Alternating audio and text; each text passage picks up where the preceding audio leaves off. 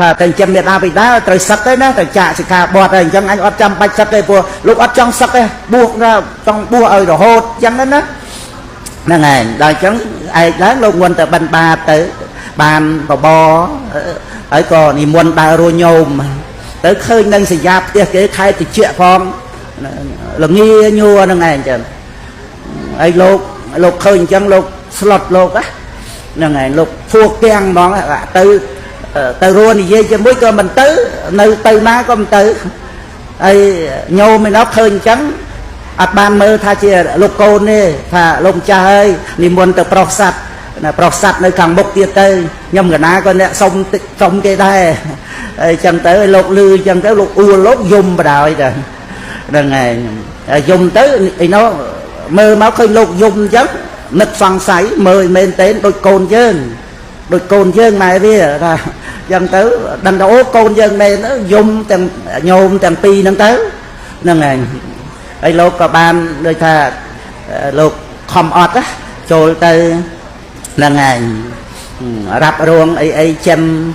ញោមអីហ្នឹងបានចាក់បបបិណ្ឌបាតអីបានហ្នឹងយកទៅក្នុងភេកអ្នកគាត់ហើយរៀបចំមើលចៃវរអីខ្លួនលោកអីហ្នឹងដាក់ទៅដណ្ដប់អីឲ្យគាត់ទៅរួចៃវរបាំងស្គលអីដតីអីលោកបានឆាន់តិចតួចរាល់ថ្ងៃហ្នឹងយកមកជូនញោមទៅមុនទៅបិណ្ឌទៀតហួសត្រង់ទៅ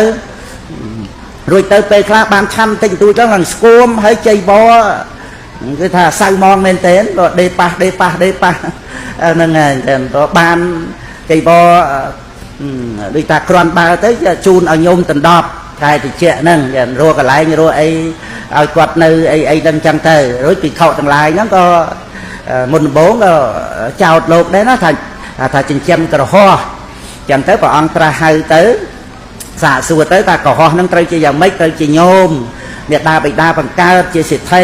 ខ្ញុំព្រះអង្គចេញទៅបួសហ្នឹងក៏សភាពប្រែប្រួលនៃជីវិតហ្នឹងបែបហ្នឹងឯងព្រះអង្គសា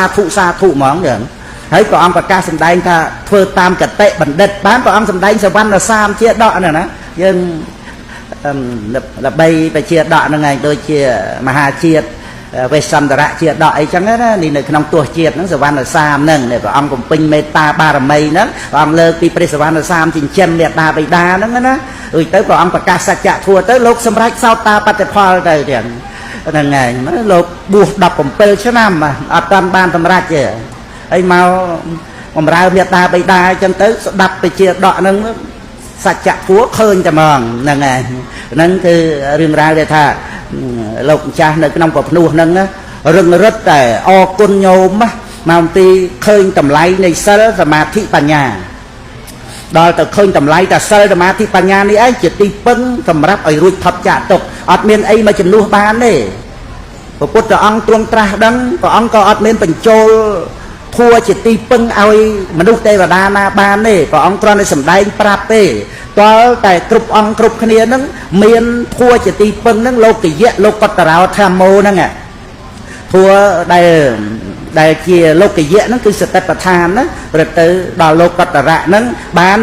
ធัวហ្នឹងឯងជួយឲ្យអ្នកដែលមានធัวហ្នឹងឯងរួចពីអបាយភូមិរួចពីវដ្តសង្សារ